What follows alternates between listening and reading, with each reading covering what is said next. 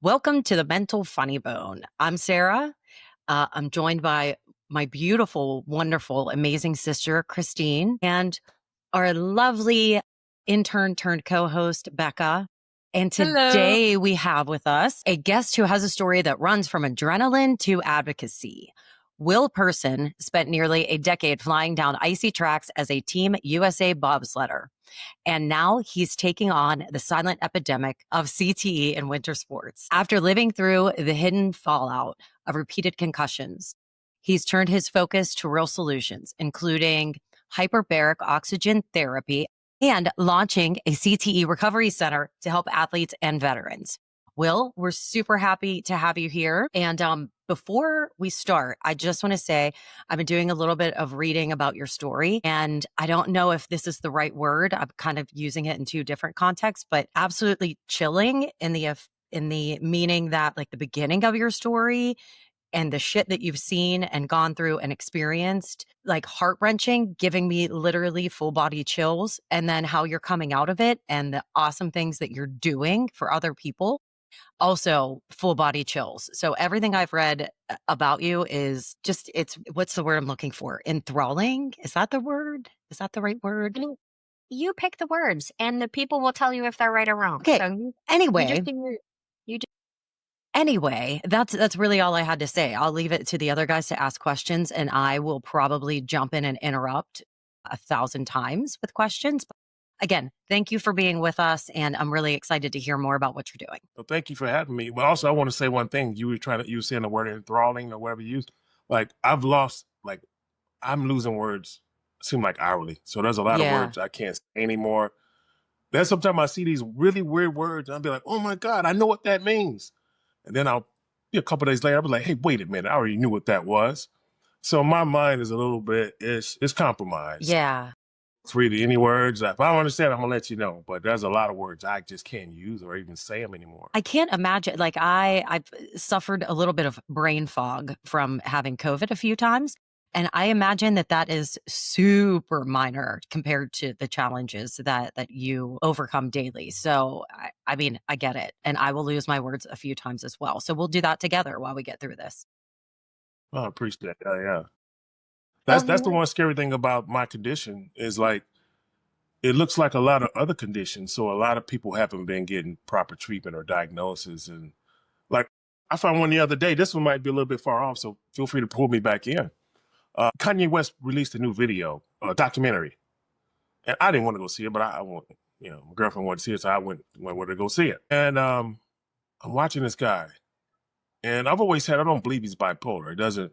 Mental health was my background. My first place I ever worked after college, I worked at it's the first mental health facility west of the Mississippi River. So all the extreme behaviors went there to get help. So I saw like from depression all the way up to, bipolar, schizophrenia, a lot of schizophrenic people. What was the other ones? Criminally insane. I had some of those in there sometime. And we all even had people still floating around who had lobotomies back in the day. They were still alive back then. Yeah, it's crazy. So when I see Kanye, I was like, that's not bipolar. Maybe schizophrenic, but definitely not bipolar.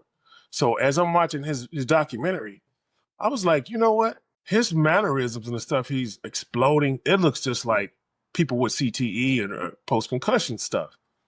Then I remembered he rapped in one of his videos or songs, he raps about almost not getting a contract because he had a bad car accident. He broke his jaw. And I'm like, that's the head injury. Wait a minute.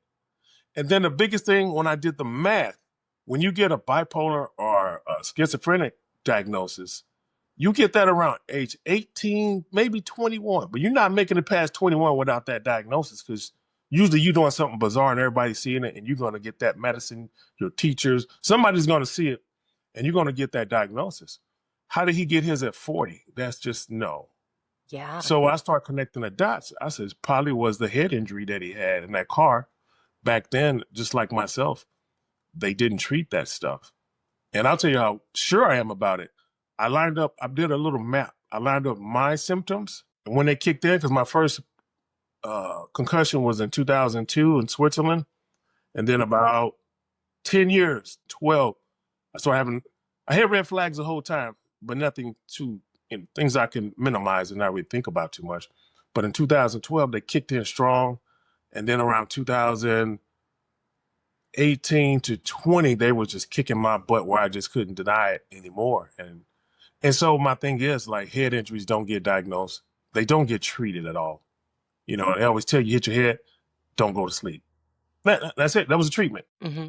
So I promise you, he probably been misdiagnosed, and he probably is dealing with the concussion from that car accident. That's what my gut tells me. Because nobody gets that diagnosis at 40. No, nobody. I've never seen it. Never. That makes sense. That is Yeah. wild and scary. Very scary. Yeah, it really is. It really is. Yeah. Great. Will, can you just give us a brief description of your story? Tell us how you ended up on the bobsled team. Well, since you guys like the comedy side, I'm gonna tell you the truth. Yes, I love it. I got on the bobsled team because this guy tricked me. Yeah, he tricked me. I was training in Utah at the time at Brigham Young University, and I was a sprinter, long jumper. So I'm one of the fastest Americans in the state at the time. So right before the 2002 Winter Olympics in Salt Lake, they had open tryouts for bobsled team.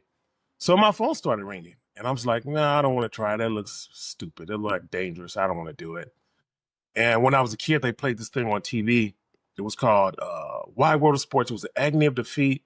So it was always this guy skiing, and he gets all mangled up, and then you see the bobsled crash come right after that. So I remember that as a kid. I was like, I don't want to do that. But it was my probably last year or so, going to be a track and field athlete. I was about 28 years old. And at that time, I was doing football movies like Jerry Maguire, Any Given Sunday. I was doing like, they put a uniform on me and like to watch me run fast and, you know, make the actors make Cuba look like a real football player. That's what we did. And so I'm doing that stuff. And God, I apologize, guys. This is part of my issue. When I start talking, like sometime I'll just like, where did I start this thing at? And you might have to bring me back. What was the question? I apologize. This is the issue right here. No, we're here for it. It's fine. Yeah, we get it a little bit. We asked you to tell us how you ended up on the team. Okay, got it. Yeah. So anyway, this guy, they called me up for this tryout. It's being covered by a show called Go for the Gold on NBC. And I said, well, maybe I'll get a sponsor out of this. So I went up for the tryout. Didn't really want to do it, but I saw the first 30 people do this tryout. They took this treadmill and they put it like on the highest elevation, so it's steep. It's hooked up to this computer. And so it punch in 10 miles an hour. And the faster I run on this thing, the more pressure I apply, the quicker I get to 10 miles an hour. So I do that. And when I finish, this guy, his eyes are like this big. So I did either really good or really bad. I didn't know which one. So remember, NBC's covering this. All these hot lights are on me. He puts his arm around me. He said, hey, brother, if I offered you $50,000 for the next 3 months, would you race on my bobsled team? And at that time, I owned a youth treatment facility. So I'm a business guy. I was a business guy back then. So I gave him the educated answer. Well, if it's a fair price, if not, we can renegotiate later. But in the back of my head, I'm like, 50 grand for 3 months? Please. Right. Just write my check right now. Now, the ironic part is on my first day at the track, we get up there. One of my teammates from college sees me getting off the truck with the bobsled. He said, man, I've been trying to call you. Come on our team. So then this new driver, he panics. He's like, hey, wait a minute. Don't leave me. I'm going to get you more money. Because I'm thinking I'm going to get a real big paycheck. The ending to that story is most of our bobsleds are shaped, they're built by NASCAR back then, so they're shaped like race cars. This guy's sled was shaped like a spaceship. It had a bubble on it. So no matter how fast I pushed that sled, the women were beating us to the bottom of the hill. Like we weren't going to win anything. I found out he didn't have any sponsors. He didn't have any money. And by the time I realized that on the first couple of days, I wound up getting picked up by a bigger team. And I raced in the America's Cup race that first week. So that trial was on a Wednesday. But that next Wednesday, Thursday, I was racing. I won a medal. NBC ran that story. And it was just fun. It was different. And I just stuck around for, 9 more years. So that's how I got into the sport. The guy, he tricked me. He really tricked me. Yeah. That sport was, it costs you money. You don't make money. It costs you money. Yeah. Oh, that's I love that story. I love it. I am one of those people that loves the Olympics. Like I am religious about watching it. I don't care what the sport is. I got into curling for a bit. I'm like, the curling is the best sport. Yeah. After bobsledding. Okay. Yeah. Now, I prefer curling now. So I was going to I say, would take I'm curling still over going with bobsledding curling. any day. Yeah. but that is like I've always been curious about it. So tell us how you got hurt. Well, that's where the dilemma comes in. That's one reason why I filed a class action. Nobody was talking. There was suicide after suicide. There was people getting sick, Parkinson's, and man, nobody's talking. And I'm thinking, like, no, we're not going to do this. I'm not going to keep burying friends and then we get together and pretend like, oh, poor guy, you know. And so it's kind of like, I don't actually know the truth because there's a lot of different parts of this thing. Like, we know about the concussions from crashing. I also now know, like, every time we went down that track, if there was vibrations on there, we would get micro concussions, which is almost every time you go down that track. So I was getting a concussion every time I went down that track, pretty much. Now, the big concussions are better because they make you sit down. You can't do anything. Like, my first real concussion was in St. Moritz, Switzerland. Like, I couldn't walk straight for a week. Like, I had vertigo. And so, you can't go again, But when you have the micro concussions, it's doing the same damage, but you can still function as normal. So you just kind of keep doing what you're doing. So you're not getting that rest. And that's why they're the most dangerous, because you don't sit down. And I went down that track between 1 and 6 times per day, 3 or 4 days a week, sometimes 5 days a week. I did that for 4 to 5 months of the year for 9 years. So I literally have hundreds and hundreds of trips down that track. So it's, and then there was another piece of that thing. When I was racing, we had these people, we call them forerunners. They will come out, they'll get in a test sled. We'll send them down the track. They'll get the notoriety of taking a trip in the bobsled. And we'll have somebody test our timing system. So it's usually VIP people like celebrities but this one time we took fighter pilots. They're the only people on the planet that pull the same G-forces as us. Like you see them flying this way, the next thing you know, they're going the other way. So that's what bobsled does. We're going, here, the next thing we do those bank turns. And so what it does, it takes all the blood from your head and it just shoots it throughout your body. So a lot of people black out on that or faint or whatever. And so when we took the fighter pilots down, now remember, we're supposedly pulling 5 Gs max. The fighter pilots pulling her between 12 to 15. I've heard different numbers in there. So, but when we took them down that track, when they got out the sled, they were shook up. And I was like, wait a minute. I took 6 rides that day. You took 1. Why are they shook up like that? So there was an article that came out by the New York Times in December of 2024. And all the pilots have the same issues as the bobsledders. So it's the G-forces. It's the G-forces. So now take the G-forces that's killing our fighter pilots. Now it's killing the bobsledders. And then take that same bobsledder and bang his head against the ice and concuss him. So it's the perfect storm for just like destruction. Yeah, which I didn't know when I started this sport. Well, who does like this is what I don't understand, because I obviously didn't know any of that until I started reading about you, and I was reading about the fighter pilots and the many concussions that you guys suffer constantly, basically. And nobody knows about this shit. Why are we still doing this? Like, why?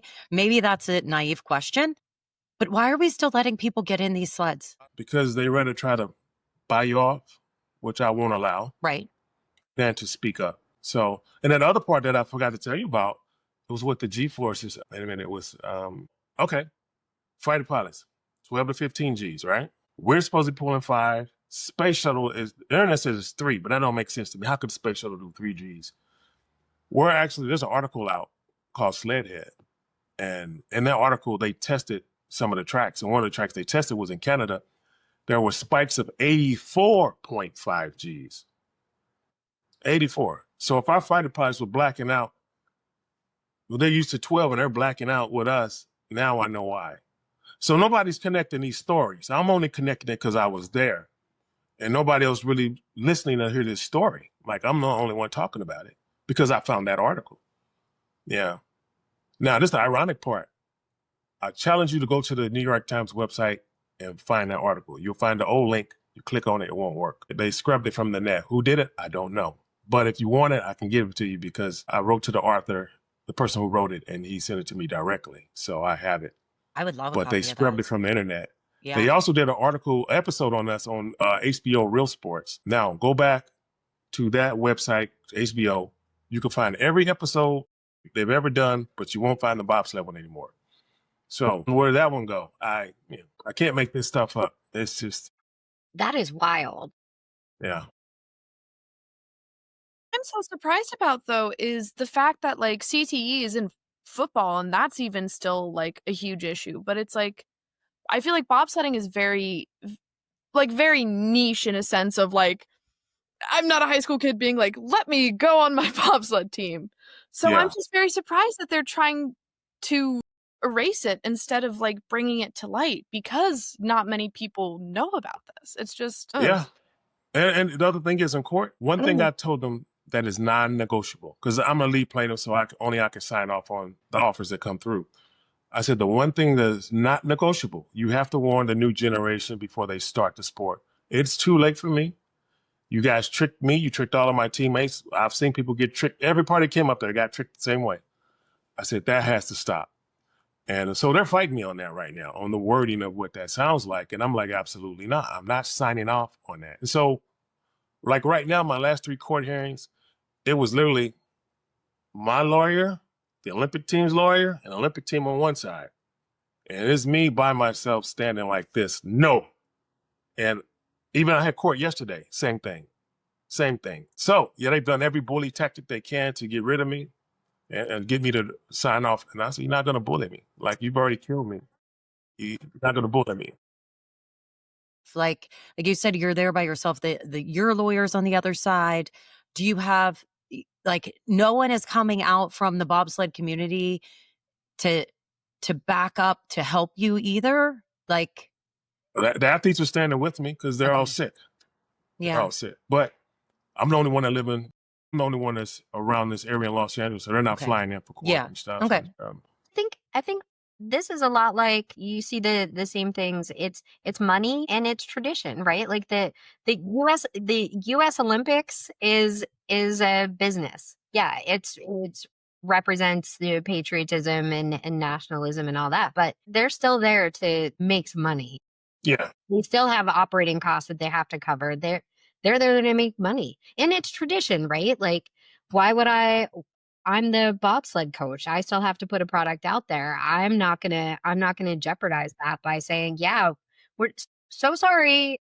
Yeah, we should probably tell. It's the same thing in football. It's the same thing in even Sarah and I both have children that play fairly competitive sports, and it's the same thing. Like we're not talking about concussions. We're not talking about these kids specializing in a single sport way early. Like Yeah. because those clubs are there to make money. And yeah, I mean, I think that's part of it. That's part of why we continue to that's why people continue to play and watch football. That's why people continue to play and watch these other sports is because it's tradition and there's money to be made there. And we live in a society that really values that.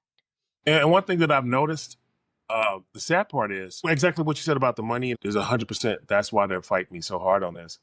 But when it comes down to the little league, like the little kids playing, that's not about money. Some coaches might make a little bit of money doing that. But sometimes those are the worst people who be coaching because those are usually guys that have such a passion for the sport, but they need to make the college team. They probably didn't make their high school team. Yep. They definitely didn't go pro. So they come in with a whole nother level of that. What's a good word? Like, they I always hate say to say fans are crazy. fanatics. They're fanatics. Right. So they're out there teaching them to kill, you knock that person. And one thing I hear them say a lot around that sport is like, well, since you cuss a lot, they be saying, knock their dick in the dirt. There you go. Yeah, there- So, yeah, that's really what, That's what I'm and yelling so at Owen's those- next soccer game. Just kidding. Yeah, Just kidding. exactly. Now, you have to be careful. Soccer is the #1 sport for CTE now.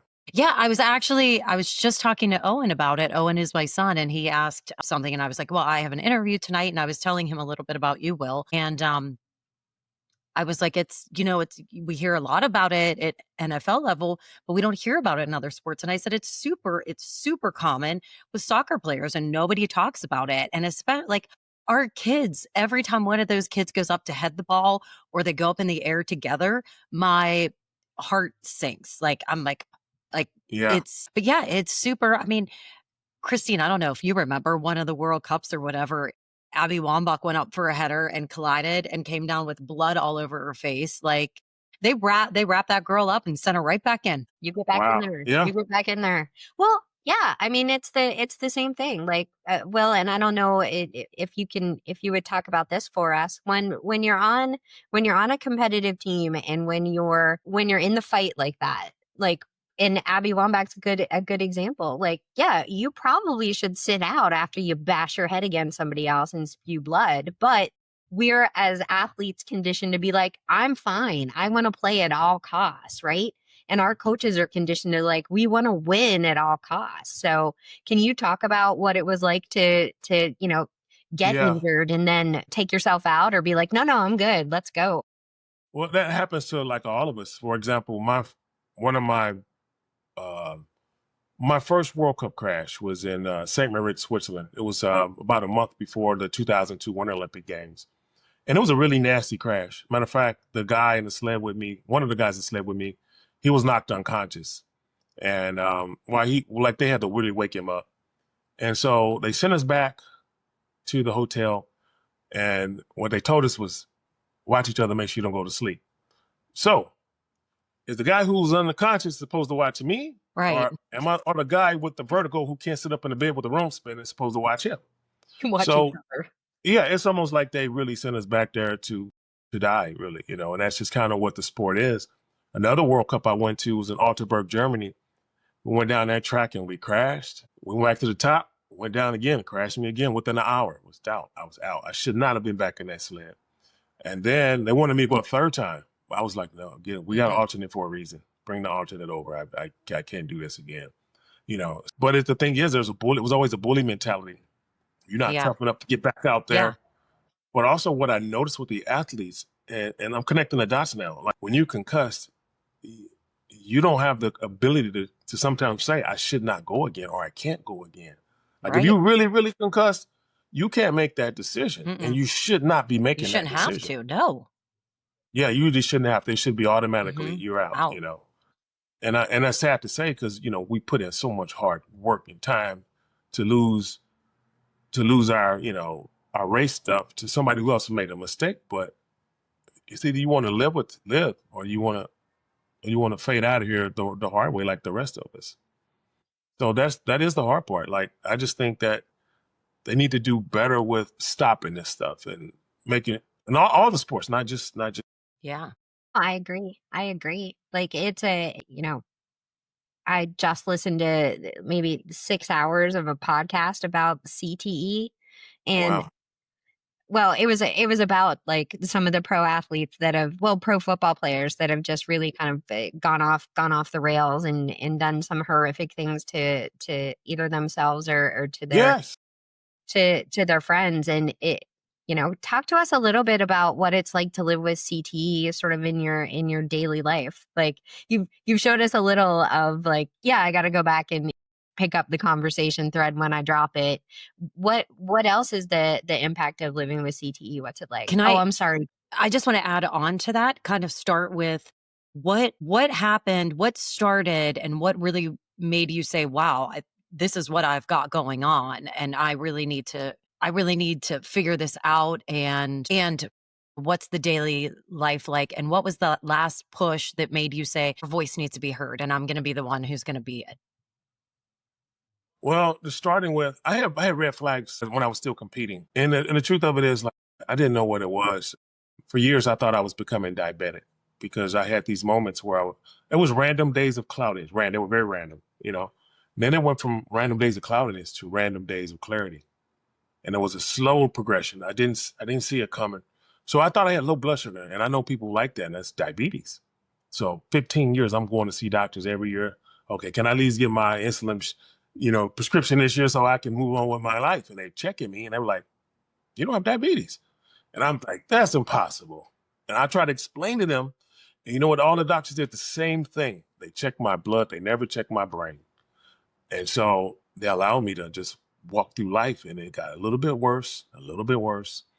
And then one day I was in my apartment in LA, and one of my old teammates called me, Pablo Jovanovic, and he wanted to be a writer, right? And I was writing shows in LA at the time. I was documentaries or reality stuff and a couple scripts here and there.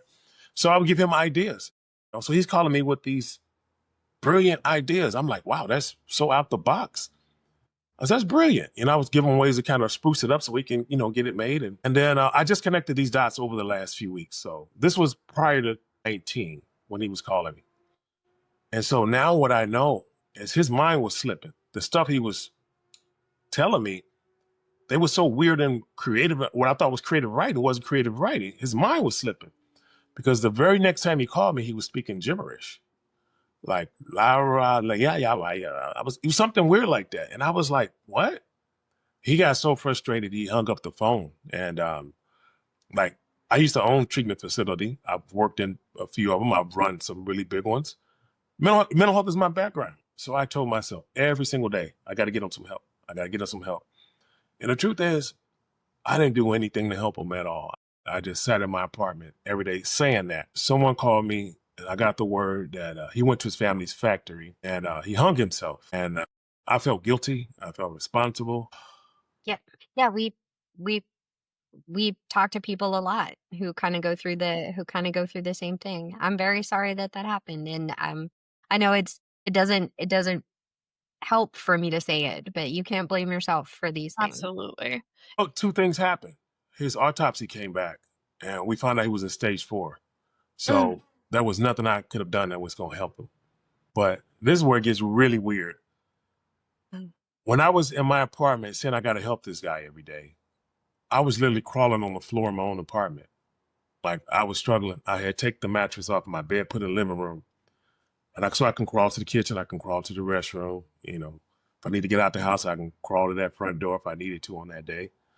And so I couldn't help him because I needed help. Right. And that's when I started asking questions and found out it was all my teammates. It was everybody I spoke to, same stuff. But the ironic part is when I call my teammates, they all said the same thing. Oh, I'm doing good. It didn't get me. All the symptoms missed me.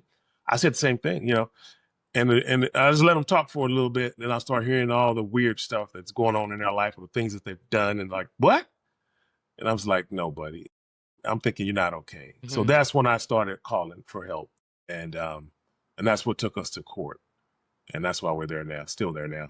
Yeah. Absolutely. And then going off of you being in court, from what I've read, they just want to advise and check up on kids versus actually being like, hey, here's what you're getting into. Yeah. Right? Like that just feels weird. Well, if do you mind if I jump in? I don't want to. Please do. Jump in, but like going back to the money factor. One of the commissioners of football, and I forget the exact statistic, but one of the commissioners in football, Becca, when they're talking about CTE, was like, all it would take is 10% of the football parents to be like, yeah, we're not going to let my kid play, to completely destroy the entire sport. And that is a sport that practically every boy plays. Now, imagine what that's going to do to bobsledding. Imagine what that's going to do to soccer. This is, I mean, and the U.S. Olympic team is a business. The NFL is a business. They're like, we'll just tamp it down, and like it is one of the saddest things that I can think of, that you would let people jeopardize their children's brains in order to perpetuate a tradition. Like it's upsetting on a fundamental level. It's fucking infuriating. I mean, infuriating.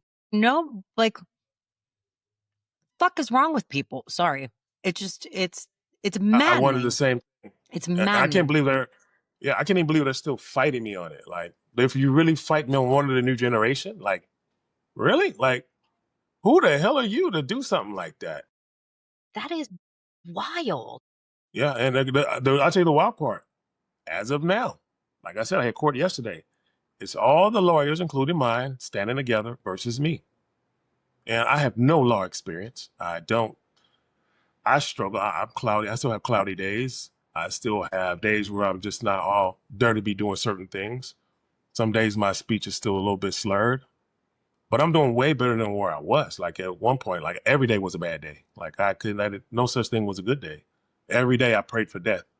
Every day I just ask God, just please don't wake me up. I couldn't kill myself because I don't hurt my family and my friends. And because I was a counselor, all these things that I taught these hundreds of people over the years about suicide, like I had this saying that I taught people, and it's like, and it went like this: if today is a good day for suicide, tomorrow will also be a good day. So it always gets me to the next day. So I always taught that. So as I'm struggling and I want to end this thing so bad, and I'm just thinking like, I can't destroy my family with this, but if I go in my sleep, I'll be okay. And I just pray and I just come. And I hate to even say this part here, but I had an uncle who, he went for a physical at work, and yearly physical. One more thing, tongue, sometimes it just slurs. It's going to do what it does. Do it. I used to be so embarrassed I wouldn't talk to people, but No. my uncle, he went into this yearly physical, and the doctor was like, Mr. Winter, are you okay? You feeling okay? He's like, yeah, I feel great. He said, you on stage 4 pancreatic cancer. And my uncle, he just died like quick. It was quick. And so here I am praying for pancreatic cancer. Who prays for cancer? This guy was, because I was like, just get me out of here. You were hurting. Yeah. You were hurting bad. So how did you get from that to where you are now? Well, Joe Namath. Okay. Joe Namath, old football guy. Let me take that back. Football guy. I don't mean to disrespect him at all. He put out some videos. And in the videos, he said he reversed his CTE symptoms by using hyperbaric oxygen. And that was really nothing for me to try. If you look up CTE, you see all the devastating stuff. You don't see anything about how to help. Mm-hmm. And so I said, what have I got to lose? So I went and tried it. And the crazy part is, like, most of the time I wear these glasses, they're slightly tinted. I don't know if you can really see that or not. A little bit. Yeah, but they're tinted like at the top. So I'm sensitive to light, smells, and sound. So I get in this chamber. I'm in there for 1 hour. I get out. I grab my glasses and I do this, and I take them off, and I just kept doing that for a while. And then a salesman comes over. He said, what's wrong? And I was like, I don't know. They don't think I need my glasses. And he was like, oh, you one of those? And I was like, okay, here this salesman come. He's about to sell me now. And he was right. But no, he was really right. Some people get immediate relief, and some people need like 30 days of two a day for 30 days to get that same relief. But for me, it's pretty instant. So all of a sudden, I went outside and I looked. The skies were extra blue. I don't think I was seeing colors for a while. I'm not really sure. Yeah. But everything was so vivid. And then I went home that night and I laid down. I remember waking up about 7 o'clock or 9 o'clock. I don't forget what time it was. One of my migraines came back. Hadn't had one in a while. So I'm thinking, oh my God, this chamber maybe it was a bad idea. And then I woke up in the morning. I still had that migraine, but it was going down. But as it was fading out, my cloudiness was gone. And I was clear for 6 days. And I was like, whoa. I said, maybe it was just a fluke or placebo. I went back the next week, did it. I was clear for 9 days. And I was like, oh my God. And then, this is where the scary part come in. Now I needed $20,000 to buy a chamber for my home. And so before I could even raise the money, I had already faded all the way back. Like I had never had treatment before. I was cloudy. I laid in that floor. I was ready to pass again. Mm-hmm. And my dad stepped in and he was like, wait a minute. That thing was helping you. Here's the money. Go get the machine. Because he kept trying to help me. I was like, no, I don't know. I get it. I'll move some money around later. Next thing you know, I was gone again. I was out. But when that machine showed up, man, it's just saved me. So I keep one in my back room. And I started out doing like 5 days a week. Now I just make sure at least 3 days a week. But for me, some people get that permanent relief. I don't get that. Like if I go a month without it, I go backwards. But I also had hundreds and hundreds of concussions on me. And I don't know if that's the reason. Some people say if I use a higher pressure chamber, it'll be different. It'll get better. So I did one last week, and there is a difference. But I'm gonna go back and do a few more and see if it makes a huge difference. What is hyperbaric? What is that? I was going to say, because on your GoFundMe, you're looking at a 4-chamber one, but it sounds like you have a solo chamber. So what is the process? Yeah. What does that look like? It's the 4-chamber, like you stick 4 people in there and do you have a Let me see if I can take you guys with me. Hyperbaric party? Your podcast. Let me do this. I'm going to see if I'll take you guys to it. How about This that? is so Oh my fun. gosh. I've never done this before, so Field trip. if that room is junky, don't laugh at me. We don't judge. Ha. That's all right. I'm recording from my mom's basement right now. So Becca, that's the time of life. I can't flip the camera around, so I'll do this. Okay. Okay. This is what my chamber looks like. interesting. So I climb in where these is like those are zippers at the top. Yeah. Let me see. I climb in up here, right there. It's like the middle of the top, climbing through there. And it has a bunch of windows on it, so you don't get claustrophobic or anything like that. This thing's about 8-9 feet long, and this is the machines that drive it. Wow. This one here push the pressure in it, dehydrator, moisture from going in there, and then that's the oxygen concentrator. A lot of them don't come with that, but if you ever had long COVID, that's what that thing is for. Like, it'll help you. That's all the machines they were looking for when COVID was around. They couldn't find them. Wow. It's those type things, yeah. So if you have long COVID, that thing will kind of help you turn that stuff around quick. Oh my gosh. That is not what I thought they were going to look like at all. Thank you for showing us. They got different kinds, but that's what the soft chamber is. That's what they all look like. They got different ones that shape where you can take a wheelchair in them. They got different ones shaped different ways for people with different medical conditions. Can you go That's in there and incredible. just take a nap? No. You know what? I was so weak when I got that thing. Every time I got in there, I would sleep. Yeah, I feel like that's what I would do. I would just cocoon myself in there and just take a nap. It But seems I'll be right. honest, like for a while, it became a chore.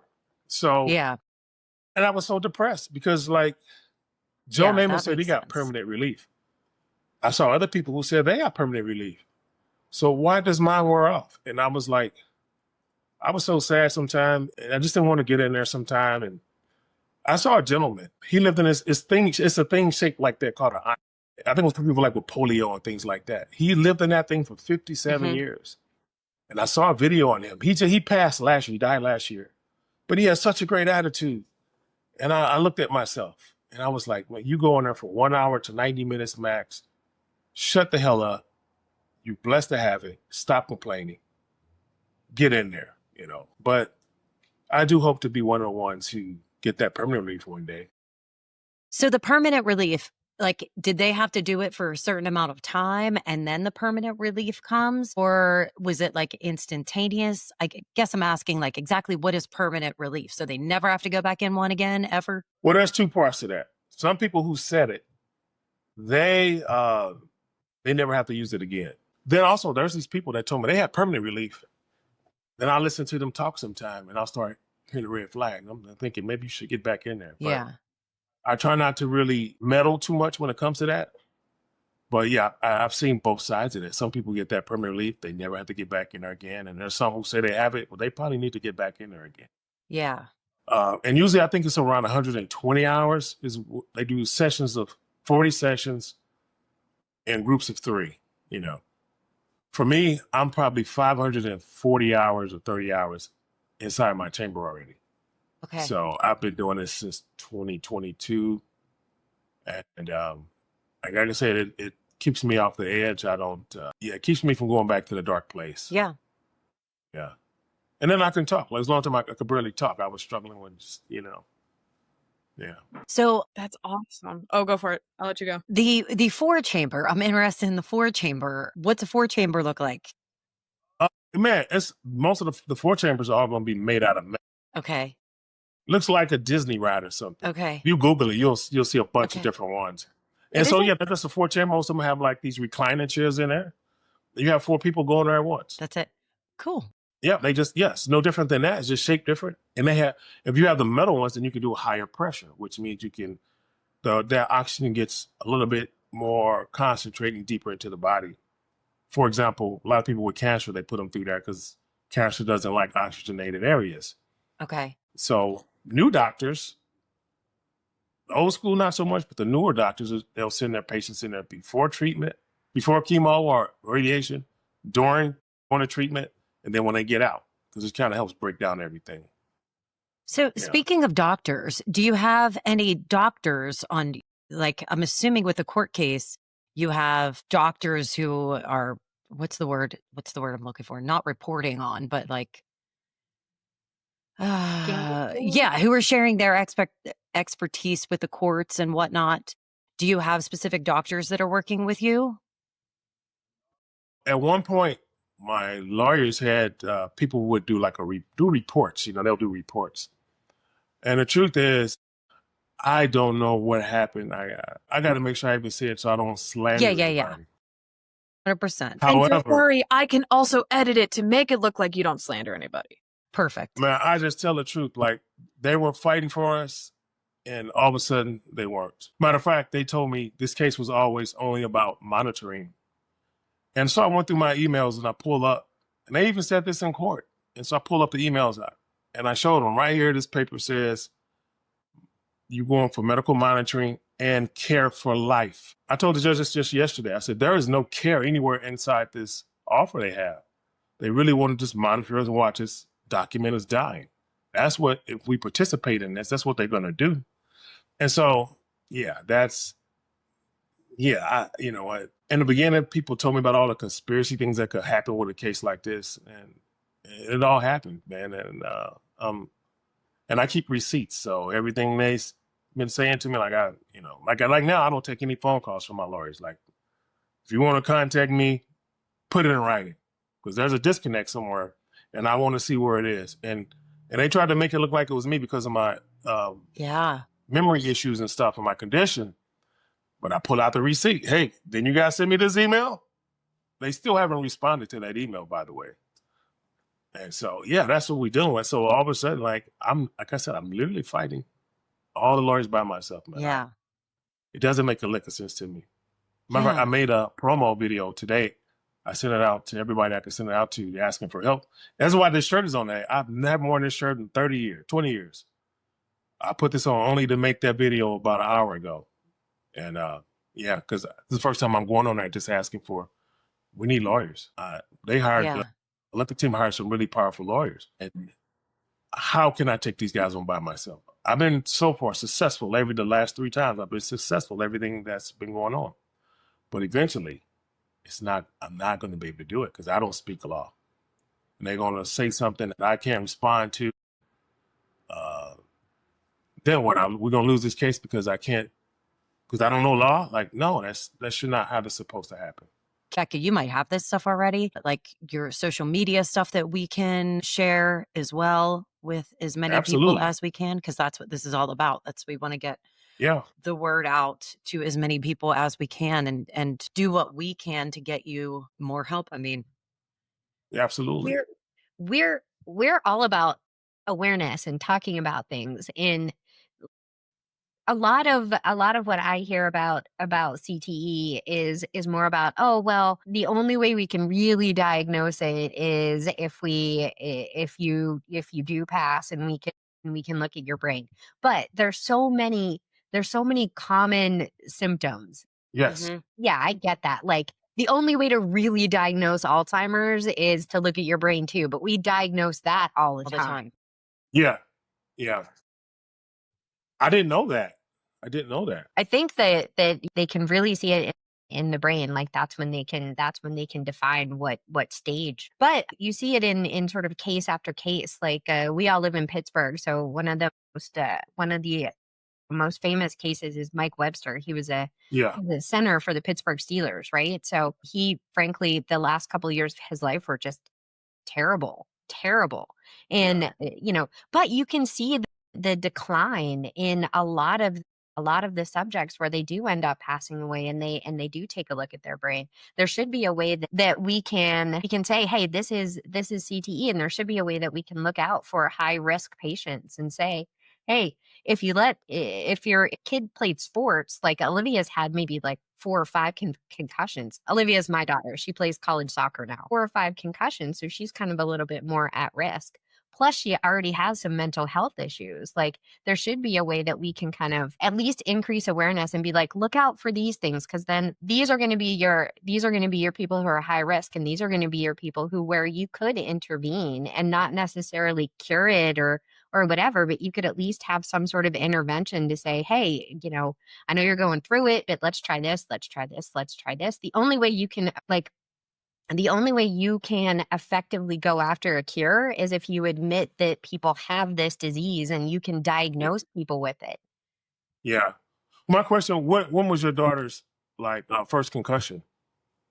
Probably 10 or 11. 10 or 11. When did her mental health issues start? Um, Probably around the same time though, like 10 or 11. About 10 or 11. Yeah. What was it before the concussion or? No, they were kind of like the same time. Like we really, it's really hard. It was really hard for her because she wasn't able to really express what she was feeling. Like she wasn't able to tell us that she was really sad until she really understood that other kids weren't sad. And I think that she could only do that once she was living maybe like 5th or 6th grade. So right around the same time. But her suicide attempt was when she was 14. So like 4 years after that first one. Okay, well, I don't know if you're hearing yourself talk right now. That mental health issues show up at the same time as the concussion issue. I'm just maybe. Yeah. Yeah. No, I'm not discounting it. And she's 20 now. So that puts her like 10 years after that first concussion. And yeah, I mean, we're seeing a lot of it, she just continues to struggle. So yeah, I mean, that's exactly. I'll give you the guidelines. My first concussion was 2012. I'm sorry, 2002, 2012. That 10-year mark is where things get really, really just something's kind of awful going on. And then they'll stabilize for a little bit. Then 5 to 6 years after that, it's coming in, swinging and fighting. That's what I've seen. I literally predicted Kanye's car crash. I did a plot system on my board in my bedroom, and I wrote down my issues when it happened, and I thought, okay, that was a 10-year, then this was that year. I did his the same. And then I had my girlfriend look up, when did Kanye's car accident happen? I predicted to the exact year of his car accident based off of symptoms and how they work. And I'm seeing this over and over and over. There's patterns here. But if you don't know what patterns you're looking for, it's like, you're just going to go right over your head. Go right over your head. Right. And just So basically, your daughter, go ahead. you should find a hyperbaric oxygen thing for her to try out. Because if you look at the new NFL generation, these guys are all starting the NFL career with the hyperbaric chamber in their home now. And it's quick. She's going to know pretty fast if this is going to turn some of her stuff around. It's quick. It's quick. So can you find these? Like, are there special doctors that have these, or are there places you can find them? Like, because it's not like we're going to go on Amazon and order one, take it for a ride, and then send it back. No. Take it back to Kohl's. Never buy one before you try it. Right. No, you should try it and see if it works first. And then once you see the changes or not, if you know what you need, and then you can make those decisions. So you can find them through doctors. No. They won't treat you. Where do we find them to try them? Okay, there's 2 different type of chambers. There's the one, there's 14 things hyperbaric. Okay, let me back that up. There's 14 different things that you can treat hyperbaric with. Okay. By insurance standards, where insurance will pay for it. Okay. Right. Those like burns, bed sores, wounds that won't heal, things like that. However, you have to look for a wellness center. They're going to have chambers. Those other chambers that they have for the doctors are going to be like 3.0 in pressure. The other ones you see in wellness centers, they're going to be from 1.3 to 2.0. But the 1.3 to 1.4 is enough to find out if it's going to help. Yeah. Okay. Yeah. Like I said, for me, it was one stinking hour changed my life. Yeah. Absolutely 1 hour. I think I want to try one. Yeah. They're pretty good. They're pretty awesome, man. But you look up wellness centers. Look up HBOT wellness centers near me. They're around. They're just kind of hidden in plain sight. And if you're in LA, they're all over. Well, a lot of people have them in their home. They're like the new fountain of youth for a lot of the rich people. They have them in there. They got these big ones they got built in their garage now. I just need one. Like, I need one for the poor folks. Now, the center that you're working on, and I apologize because I probably don't have all the information. I didn't do enough research, so I apologize. But no worries. The center that you are working on creating, that's what you want to do, is create a space for athletes and veterans to come in and do these treatments. Yeah, and it has to be for free. Like my goal, I don't want to charge. Yeah. And people's like, man, you have a lot of money. All you do is charge. I'm like, no. And I'll tell you, the problem is this. The one piece place let me come the first time, right? I was 6 days, no clouds. Second time, 9 days, no clouds. now I know it works. So the best way I explain it is, what if I was right the first time I was diabetic, now I need insulin. So it's like, I feel like if you were insulin, you need insulin, now you can't afford it. Now what are you going to do? So I don't want to do that to other people, because that's what happened to me. I Yeah. found out that it worked, then I couldn't afford it. Right. And then like I lay right back in the spot that I came from, and I was preparing this to fade back out. I was faded back out. But it was my family who stepped up and was like, hey, wait a minute, let's fix this, you know? So I want to make sure I do it for free. I don't want anybody making life decisions where they're going to pay rent or this.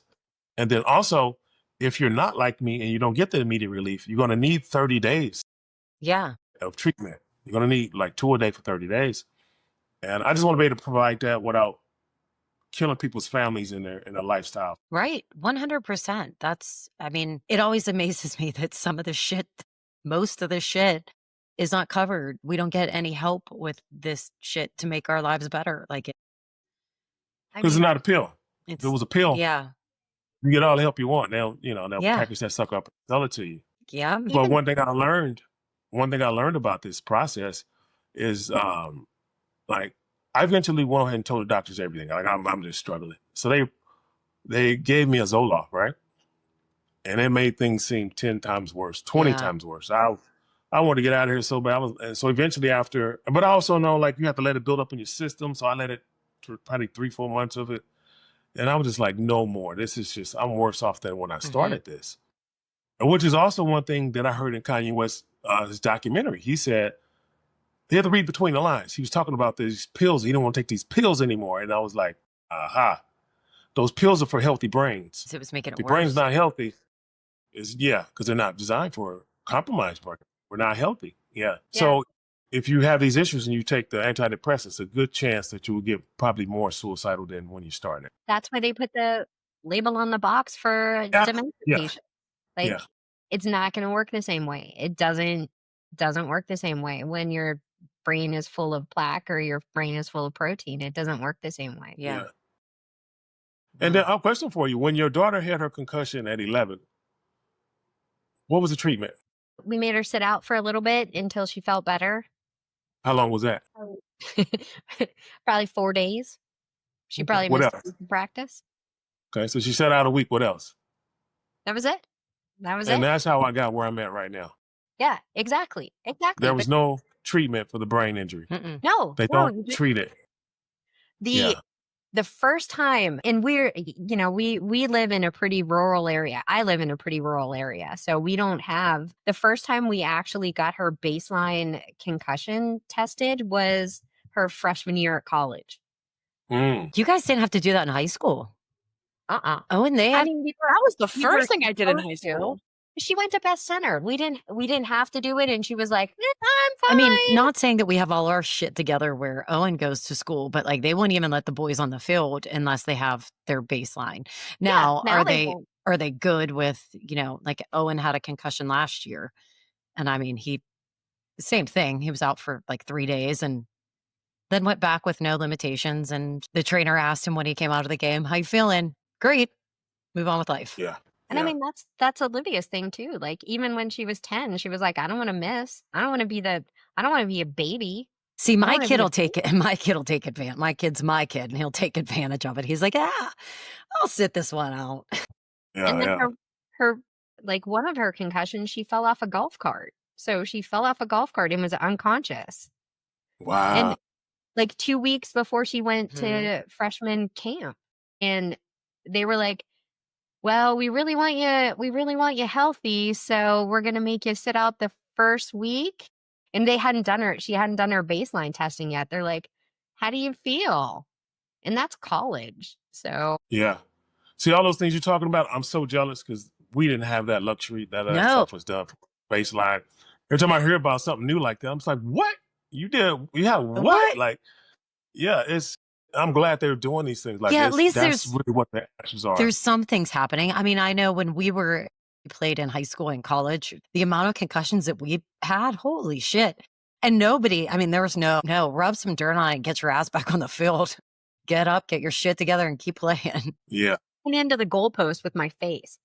And, Your mom woke me. Well, Sarah and I are sisters, right? So we have the same mom, but we say your mom. Your mom woke me up, at nighttime to make sure I didn't die, and that was the treatment. Then I was right back on the field the next day because I didn't Yeah, die. Yeah. yeah, Yeah.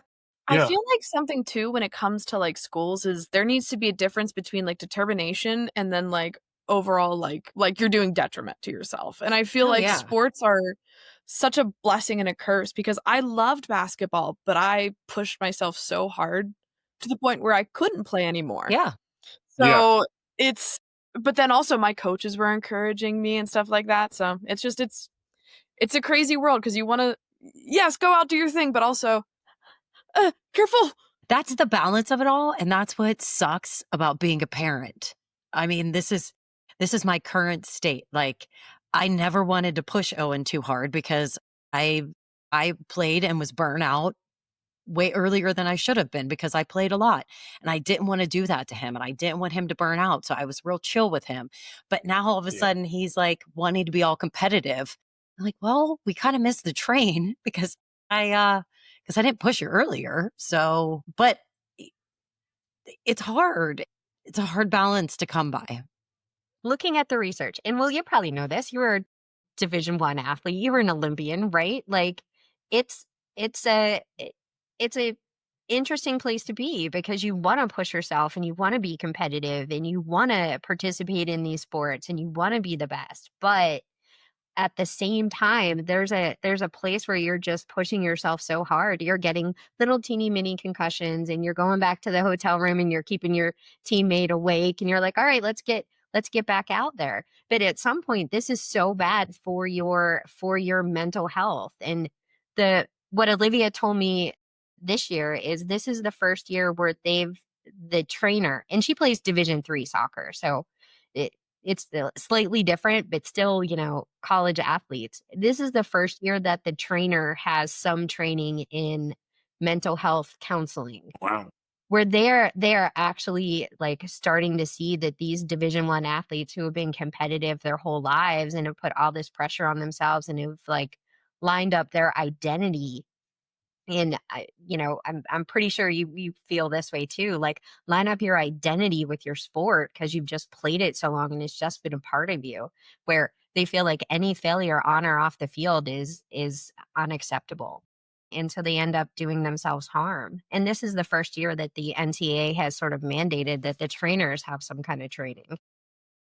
Which Yeah, is you good know to what? A see. lot of that's coming because of the, kind of like these cases that are coming and they're making, Mhm. they're trying to be more proactive and even protecting themselves at the same time. But now they're being forced to protect that. When you protect the athletes, you're going to protect yourself, Which is amazing and still that we're at the yeah, stage where you're being shut down in the way that you are right now with the shit that you're fighting. Like, it's amazing that it's 2025 and we know all of this shit. And it's not like we're making it up. Like, this is scientifically proven. This stuff is killing us, killing our loved yeah, ones. And yet we have people that are going to continue to fight you. And it's just, again, Yeah. sorry, I keep coming back to it's just, No, I mean, Well, the why? crazy part is the people fight me the hardest are some of the people who are most afflicted with it. They were athletes before they became the coach. mhm. They were athletes before they came in and did come back and started working for the Olympic Federation.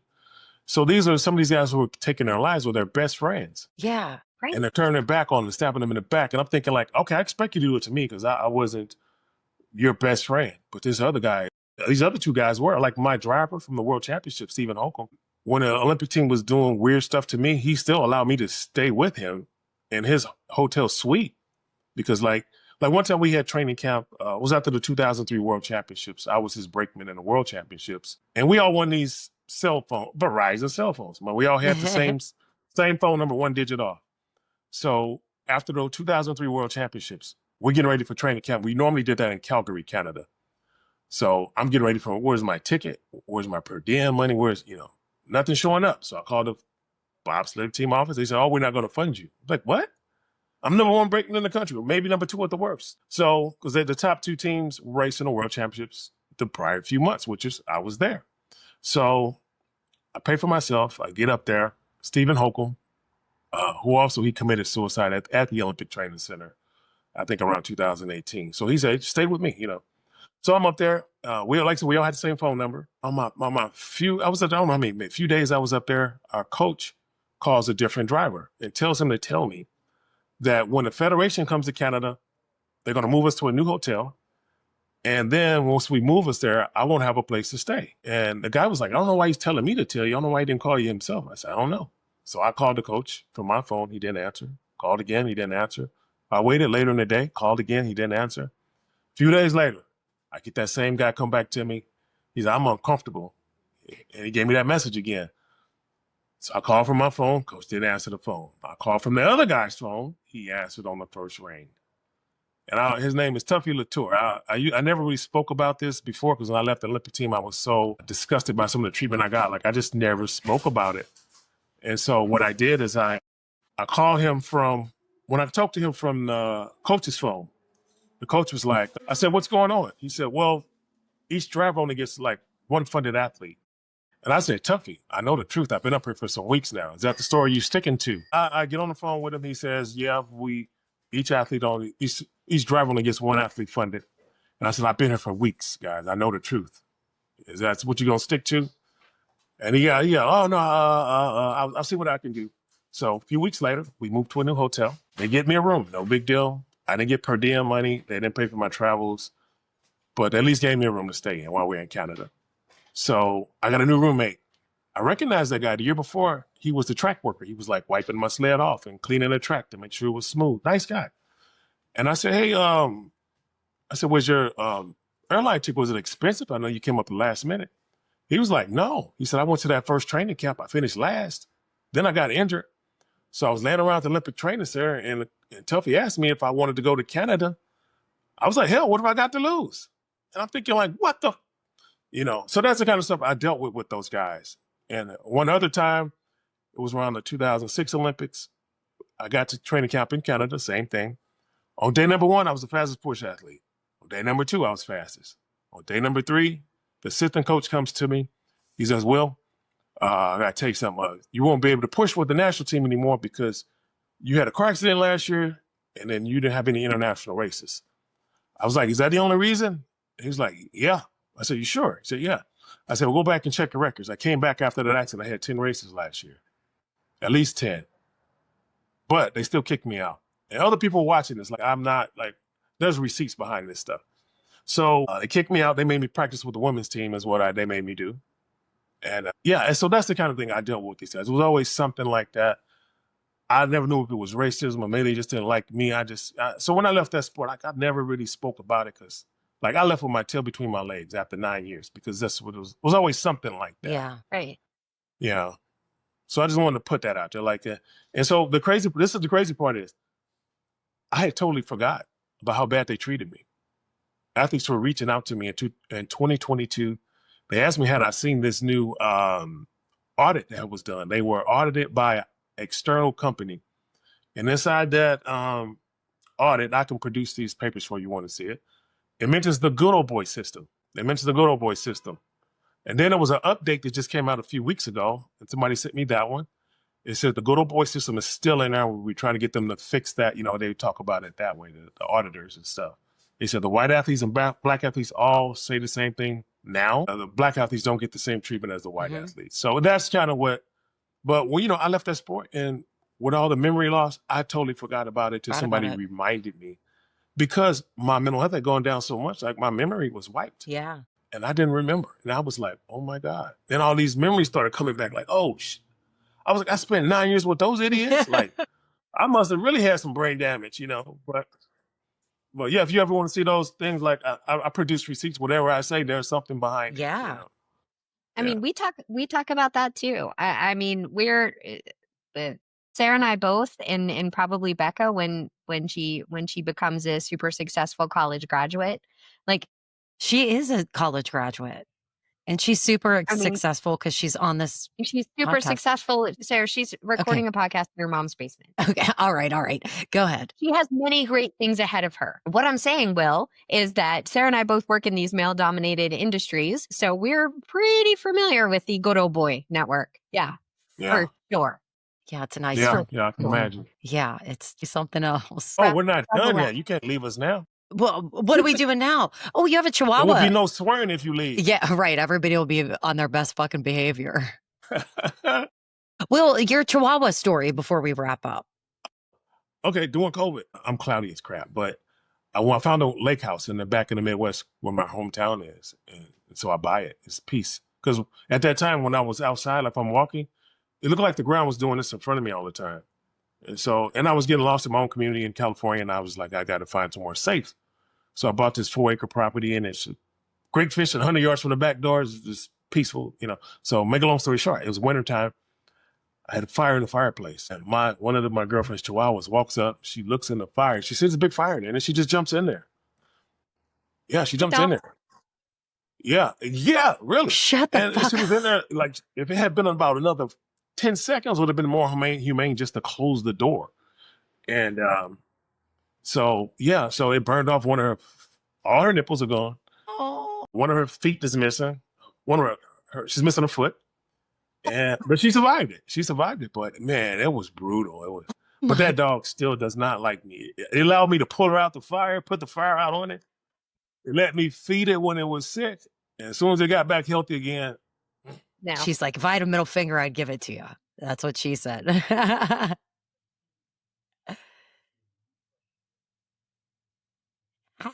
Hey. Yeah. And if I can get her to walk, you can see her lip. Let me see. Meow. See that? Oh, Good girl. oh my goodness. Jump in the fire. Jump in there with the flames and everything. My Lord. And I got a feeling she'll do it again. My gut tells me she'll do it again.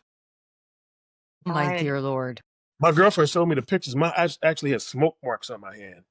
I don't remember reaching in the fire like that, but you just do. Yeah. You just react. Yeah. Jeez. I'm sorry I didn't reach in that fire. She showed me the pictures of my hand. It was like you can see I don't know how I did that, but Well, Will, we wish you a lot of luck, and thank you. We will push awareness, and we will push in traffic. No, man, you guys are the answer. This is one of the biggest cases in the world right now. Yeah. And I promise I'm messing with the Olympic ring. It's billions and billions of dollars. And they really don't want me still talking about this. Put it that way. Yeah. Well, thank you for coming on and not letting them silence you. This is incredible. Absolutely. Seriously, this has been one of my favorite interviews. Like I've had goosebumps this whole time. I appreciate that. Absolutely. Yeah. This was one of our best. Please share my crowdfunding, guys. It's so important. Like I promise you guys. absolutely. I had 1 hour in the chamber. It changed my life. I want to provide the same service. Oh, check out my TikTok things.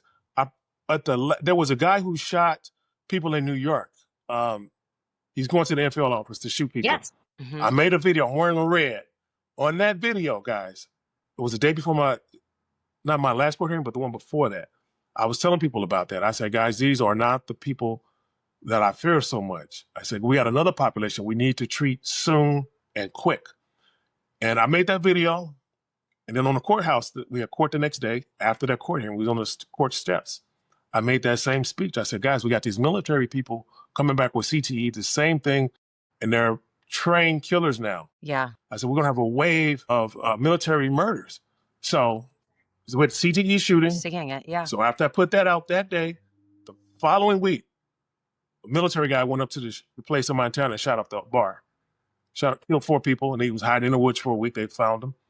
The following week, a guy went onto an army base. He shot up his commander. I think he shot like 4 or 5 military people on the base. And then last Sunday, the guy who burned that church and shot those people in the church was also a veteran. Those are the people like this stuff is so, once the mind slips and it's gone. And so for us to get treatment to these people is so, so important because you can't go to church, you can't go to school, you can't go to the movies, you can't go to a concert without getting shot at, And so we got to start addressing this stuff before it's already too late for us. It's already gruesome. People are losing their lives, but it's not that much. It's not that hard. And all these military guys are asking for treatment, but they're being denied. Can't get it. Can't get it. Yeah. And I'm walking proof. I'm the guinea pig. Well, we will do everything that we can to push your message out there and help you in any way that we can. You have our email address. Send everything that you can to us. Keep us updated. And thanks again, Will. It was great meeting you. Thank you. And your daughter. You find your daughter and you find a 1.3, the lowest chamber is 1.3. They said you can sleep in that thing all night and it won't do damage. Yes, So, and the absolutely. 1.3 is good for the brain. Absolutely. Check with the doctors who set you up. Make sure she's appropriate for it. She's an athlete. I'm sure she is. Watch her Awesome. life change. And call me back later and I'll be like, I was waiting on you. I've been waiting on you. Trust me, it happens all the time. You ain't the first. You're not the first. So Awesome. I'm waiting. Look at my chops. Hope to hear something good from you. Yep. I will definitely keep in touch. Well, Yeah. thanks, guys. And